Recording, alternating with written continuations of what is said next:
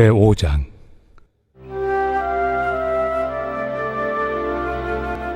그러므로 우리가 믿음으로 의롭다 하심을 받았으니 우리 주 예수 그리스도로 말미암아 하나님과 화평을 누리자. 또한 그로 말미암아 우리가 믿음으로 서 있는 이 은혜에 들어감을 얻었으며 하나님의 영광을 바라고 즐거워하느니라. 다만 이뿐 아니라 우리가 환난 중에도 즐거워하나니 이는 환난은 인내를, 인내는 연단을, 연단은 소망을 이루는 줄 알미로다. 소망이 우리를 부끄럽게 하지 아니함은 우리에게 주신 성령으로 말미암아 하나님의 사랑이 우리 마음에 부은 바 됨이니 우리가 아직 연약할 때 기약대로 그리스도께서 경건하지 않은 자를 위하여 죽으셨도다. 의인을 위하여 죽는 자가 쉽지 않고 선인을 위하여 용감히 죽는 자가 혹 있거니와 우리가 아직 죄인 되었을 때 그리스도께서 우리를 위하여 죽으심으로 하나님께서 우리에 대한 자기의 사랑을 확증하셨느니라. 그러면 이제 우리가 그의 피로 말미암아 의롭다 하심을 받았으니 더욱 그로 말미암아 진노하심에서 구원을 받을 것이니 곧 우리가 원수 되었을 때 그의 아들의 죽으심으로 말미암아 하나님과 화목하게 되었은즉 화목하게 된 자로서는 더욱 그의 살아나심으로 말미암아 구원을 받을 것이니라.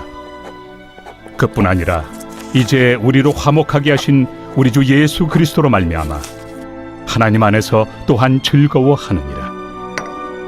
그러므로 한 사람으로 말미암아 죄가 세상에 들어오고 죄로 말미암아 사망이 들어왔나니 이와 같이 모든 사람이 죄를 지었으므로 사망이 모든 사람에게 이르렀느니라. 죄가 율법 있기 전에도 세상에 있었으나 율법이 없었을 때는 죄를 죄로 여기지 아니하였느니라. 그러나 아담으로부터 모세까지 아담의 범죄와 같은 죄를 짓지 아니한 자들까지도 사망이 왕노릇하였나니 아담은 오실 자의 모형이라.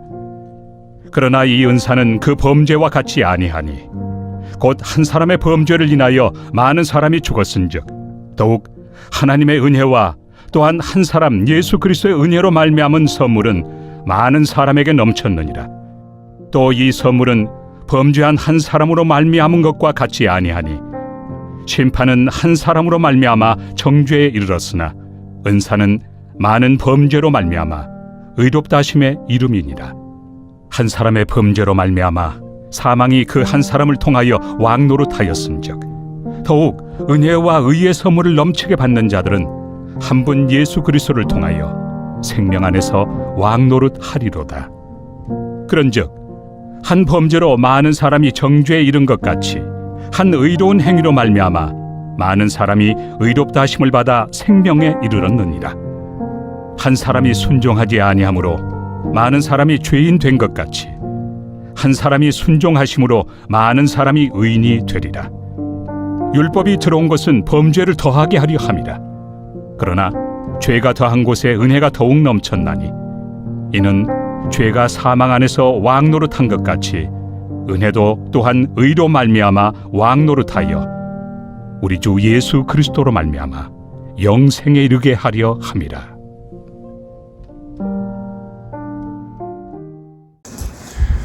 할렐루야. 오늘도 주의 은혜와 은총이 가득한 복된 하루 되시게 종료하신 예수님의 이름으로 축원합니다. 오늘 말씀은 이제 로마서 5장부터 시작이 됐는데 5장부터 마지막 장까지 되어지는 저번처럼 로마서를 요약해주는 그런 영상을 한번 볼 필요가 있어서 오늘도 그 영상을 뒤에 함께 하겠습니다.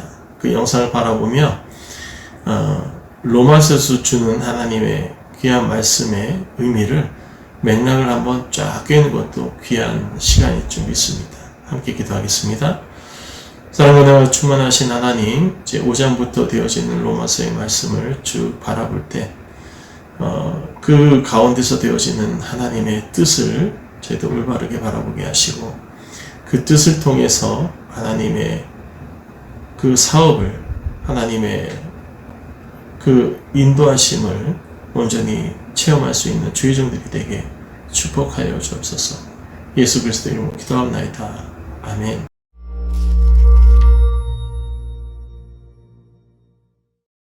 로마서.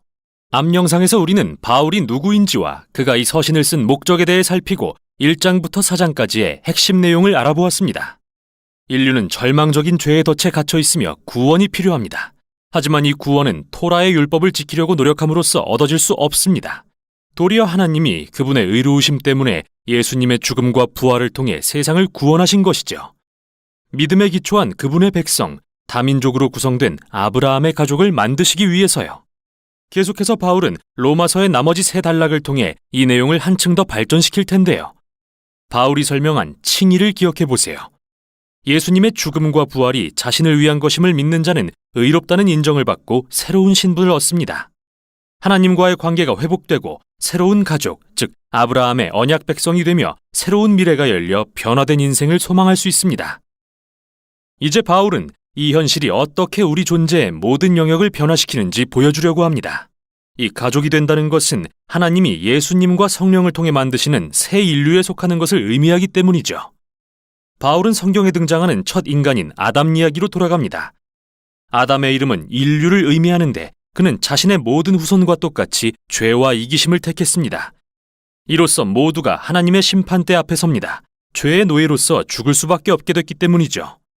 그런데 바울은 아담과 예수님을 비교합니다.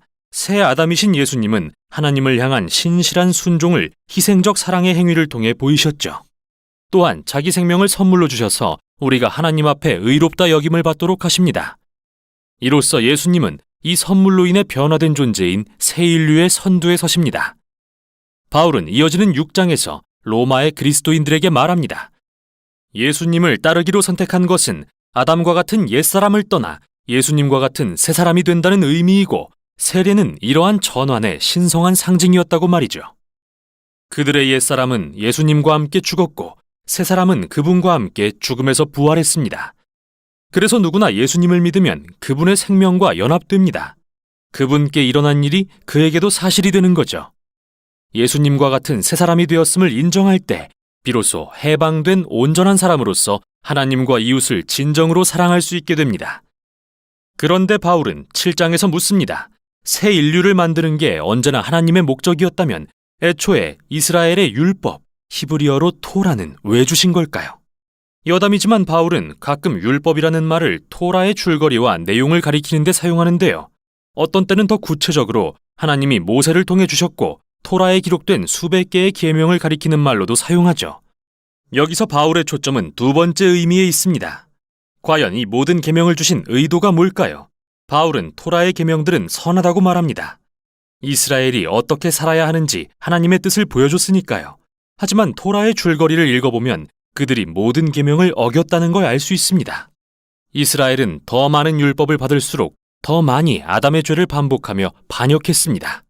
하나님이 구체적인 도덕 규범을 주셨음에도 불구하고 인간 마음의 죄의 문제는 고쳐지지 않았던 거죠. 역설적으로 이 규범들은 이스라엘이 더 많은 죄를 짓게 했는데요. 바울은 이 역설이 바로 핵심이라고 말합니다. 하나님의 목적은 악이 인간의 마음을 장악했다는 사실을 분명히 밝히는 것이었습니다. 토라 자체는 선하지만 이 문제에 대해선 속수무책이었죠. 그러나 8장에서 바울은 이 문제가 예수님과 성령 안에서 해결됐다고 말합니다. 이렇게 말이죠. 율법의 계명은 마치 돋보기 같은 역할을 했는데요. 이스라엘이라는 한 민족에 초점을 맞춰 모든 인간의 실태를 보게 했죠. 하지만 이스라엘을 대표하는 메시아 예수께서 죽음과 부활을 통해 이 모든 값을 치르고 죄를 해결하셨습니다. 그리고 이제 그분의 새 가족에게 성령을 보내 그들의 마음을 변화시켜서 하나님과 이웃을 사랑하라는 토라의 모든 계명을 진정으로 완성하게 하십니다. 그뿐만 아닙니다. 하나님이 인류를 회복시키신 것은 모든 피조 세계를 구원하고 회복시켜 그분의 사랑으로 귀결되는 곳으로 만드시려는 더 큰 사명의 첫걸음입니다. 이렇게 우리는 1장부터 8장이 한 편의 긴 글이라는 걸 알게 되었는데요. 몇 가지 의문이 생깁니다. 이 모든 게 하나님의 목적이었다면 예수님을 메시아로 인정하지 않는 바울의 동족 유대인들은 현재 어떤 상태일까요? 어떻게 이 이야기가 그들을 향한 하나님의 약속을 성취할까요? 바울은 9장 서두에서 예수님을 메시아로 여기지 않는 동족 유대인들을 생각하며 아파합니다. 그래서 구약 이야기에 나오는 과거의 이스라엘을 돌이켜봅니다. 그리고 유대민족, 즉 육적으로 아브라함의 자손이라고 해서 자동으로 신실한 언약 백성이 되는 건 절대 아니라고 가르칩니다. 바울은 하나님이 항상 아브라함의 가족 중 일부를 택해 약속하신 혈통을 이어오셨음을 보여주는데요. 그의 요지는 이제 이 약속이 예수님을 따르는 자들을 통해 이어진다는 겁니다. 사람들은 아브라함의 자손이든 아니든 오랜 세월 하나님의 뜻을 거역했습니다. 이스라엘의 금송아지와 바로의 완악함을 기억해 보세요. 그러나 바울은 하나님이 어떻게 이들의 거역을 사용하셔서 그분의 구속 사역을 성취하셨는지 보여줍니다. 그래서 10장에서는 현재의 이스라엘에 초점을 맞춥니다. 많은 유대인이 예수님을 거절하는 이유는 하나님과의 언약의 관계가 율법 계명을 준수하는 데 근거한다고 생각하기 때문입니다. 그래서 슬프게도 하나님이 믿음에 근거한 새로운 언약 백성을 만들기 위해 예수님을 통해서 하신 일을 깨닫지 못하죠. 11장에서 바울은 미래의 이스라엘에 관해 묻습니다. 하나님이 그분의 백성을 단념하셨나요? 아니요. 바울은 자신을 비롯해 예수님을 메시아로 인정하는 유대인이 수없이 많다고 말합니다. 그렇지 않은 사람들도 많지만 말이죠. 그러나 하나님은 이들의 거절조차 그분의 목적을 위해 사용하셨습니다. 복음이 더 빠르고 멀리 이방 세계로 퍼짐으로써 아브라함의 가족은 커져서 더 많은 민족을 포함하게 된 것입니다. 바울은 하나님의 언약 백성을 큰 올리브나무로 묘사합니다. 예수님을 거절한 사람들은 말하자면 잘려나간 가지이고 이 이방인들은 원래 나무에 접붙여진 야생나무가지와 같습니다. 그러나 바울은 언젠가 예수님이 그분의 백성에게 인정받으실 것이라고 말합니다. 자세한 방법을 언급하지는 않지만 하나님의 성품과 언약 백성을 포기하지 않으실 거라는 그분의 약속을 그저 신뢰하죠. 이제 마지막 단락인 12장에서 16장의 내용으로 넘어가는데요. 꼭 큰 그림을 기억하세요. 예수님을 믿음으로써 유대인과 이방인 모두가 이제 아브라함의 가족이자 하나님의 영으로 변화된 새 인류가 되었습니다. 이게 하나님이 오래전에 하신 약속을 성취하시는 방법입니다. 그러므로 유대인과 이방인 그리스도인들이 보일 올바른 반응은 교회로서 하나 되는 것뿐입니다. 12장과 13장에서 바울은 이러한 연합은 서로를 힘써 사랑하고 용서할 때 가능하다고 가르칩니다. 사랑은 각자가 자신의 은사와 재능을 사용해 교회의 지체들을 섬길 때 드러나게 됩니다. 이는 또한 겸손과 용서를 의미합니다. 이처럼 다른 민족과 문화가 예수님 안에서 연합할 때 갈등은 불가피한데요. 이를 극복하는 유일한 방법은 서로 용서하고 화해하는 데 힘쓰는 것입니다. 이때 그리스도인의 최고 덕목인 사랑이 드러나게 되죠. 사랑은 하나님을 사랑하고 내 이웃을 내 몸과 같이 사랑하라는 토라의 가장 큰 계명을 성취합니다. 14장과 15장에서 바울은 로마 교회 안에 일어난 민족 간의 분열 문제를 집중적으로 다룹니다. 구체적으로는 유대 음식법과 안식일에 대한 분쟁인데요. 그는 이 관습들이 누가 예수님의 가족인지 결정하는 게 아니며 문화적으로는 중요하지만 비본질적인 사안을 두고 충돌할 때는 서로의 다름을 존중하는 법을 배워야 한다고 말합니다. 이렇게 사랑은 예수님의 가족을 치유하고 하나 되게 합니다. 바울은 서신의 결론에서 먼저 겐그레아 교회의 핵심 지도자인 베베를 추천하는데요. 그녀는 이 서신을 로마 교회에 전달하고 어쩌면 그들에게 읽어주기까지 하는 명예를 얻었죠. 그러고 나서 바울은 오랫동안 못 본 모든 사람에게 안부를 전하면서 끝을 맺습니다. 와, 이제 이 서신의 모든 조각들이 하나로 맞춰지는 게 보이시죠? 참으로 위대한 걸작이 아닐 수 없습니다. 이게 바로 로마서가 전하는 내용입니다.